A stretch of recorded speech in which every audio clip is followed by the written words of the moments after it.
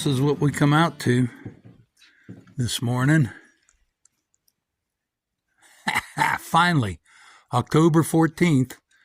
It's a good wet, sloppy snow like it always is first. Maybe I can go down the steps without falling on my ass. Yeah, not too bad. Well, let's head off towards the shop.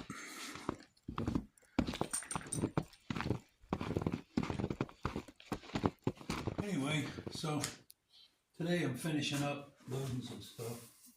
I loaded some 3855 with the 3031.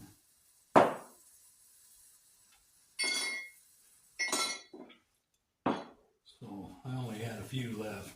So one of the other things I got to load up today is some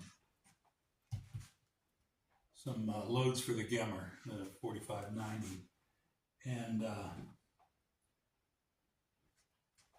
one of the things that I wanted to talk about real quick, and I have the information here, and when I put this video together, I'll try to put it on the screen. There's a place called Rolling Block Parts, rollingblockparts.com.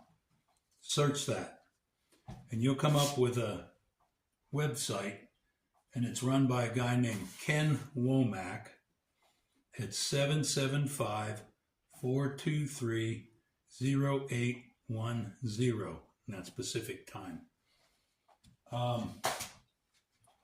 He's got the best selection of parts, and I haven't talked to this guy in a long time. I'm hoping he's still around.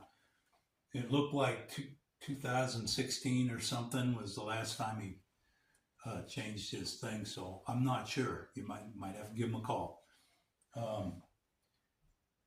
If you want to improve the trigger on your rolling block, which is, I get a lot of questions about that, you can do it with a file, and you can work it and you can change it. But if you goof it up, then you got to go talk to Ken anyway and replace the parts so you can do it again.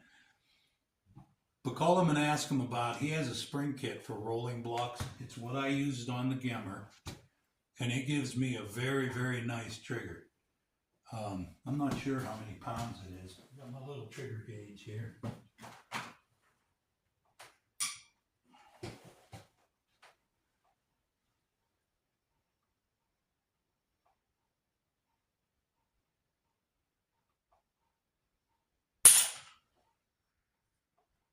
£4. It's a skash over 4 pounds, but I think I pulled it a little. I think it's closer to 4 pounds, or maybe just a little less. Anyway, all I did is polish the areas and put in the spring kit for that gun. So he's the guy to see about making your trigger better on your rolling block. So, okay, so anyway, yesterday I went out and, no, it wasn't yesterday, day before maybe, went out and did a little deer hunting. I didn't film a lot. I didn't see a lot. I didn't see a track. But I did film a little bit of the country I was hunting in. So grab a cup of coffee and let's check it out. Well, I'm giving old Bear Valley a shot here. A good place to find a deer, I would think. Not as many hunters up here as I expected for opening weekend of deer season. But we're going to go up and take a look around. So, anyway, we're up the top of the hill. I'll give you an idea what this country looks like. This is some of the country we're scouting and hunting, I guess. That drainage behind there, this road here that we're on will go up above that. I'm gonna go take a look at that. Jesus, there should be deer just fighting to get into your trap, fighting to get into your truck. I'll get you a little bit of a 360 view.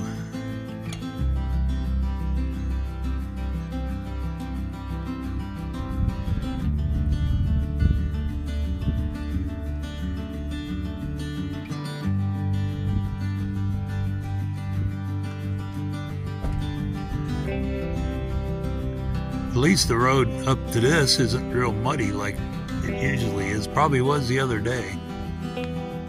Talking to a few hunters, they haven't seen much in the way of anything, so. That was a lot of talking with no shooting, so I figured I'd take my practice shots. This one's a 500 grain, and you can see how much taller it is. It's an all black powder load. Anyway, I got to do some loading today, so I wanted to shoot a couple of these too. When you're building your loads, remember there's going to be a point where these straight shelled cases are going to be tough to get in there. This one here, it's okay, because all I have to do is pull the trigger back and it'll go in. Okay, just pull the trigger back a little. If it was a micron taller, it probably wouldn't go in here. Something to keep an eye on when you're building loads for this.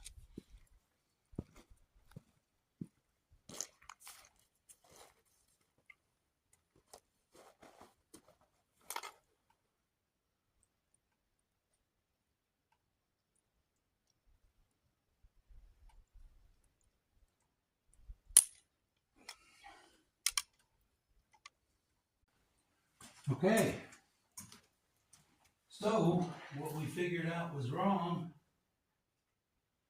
is firing pin's broken. So I'm going to have to call old Ken Womack myself and get a new firing pin for that. He has them. I'm going to order a couple of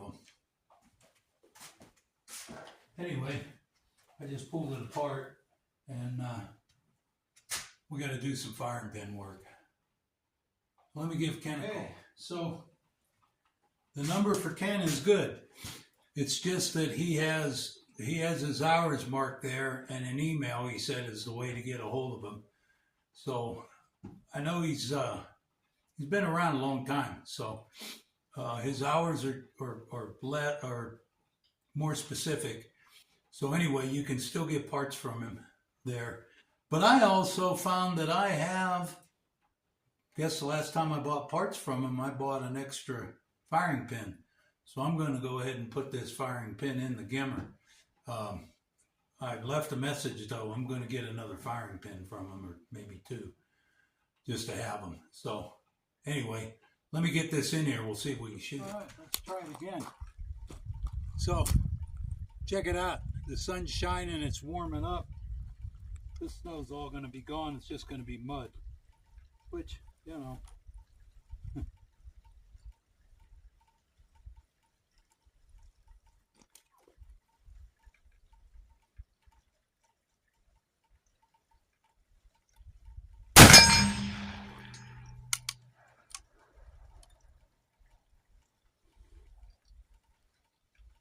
Nice. Got a good dent.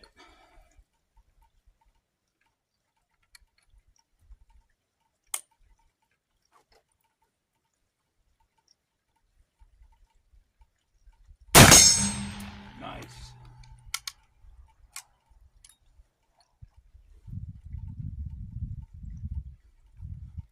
3-pound trigger is pretty nice. 3.5, almost 4 pounds. On this gun, pretty good. One more.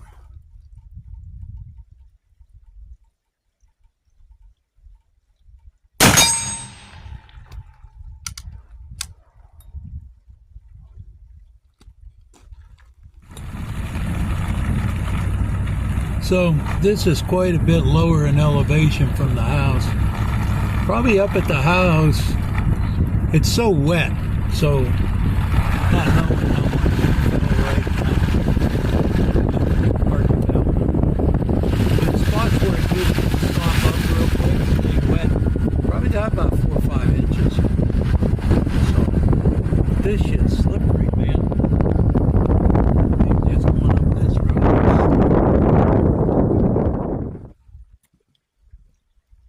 I'll try one more.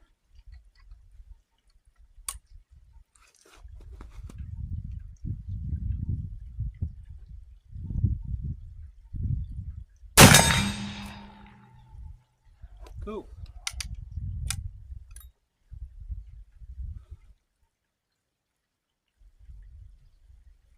All right. Well, that's all I got for you. I hope you enjoyed it this time. Kind of nice having extra parts in hand for these old guns. Like I say, I'll get a spare from him now. But I can still hunt deer season with this, so. Anyway, you guys have a great day. Thanks for stopping in for a cup. I'll see you next time. Bye-bye.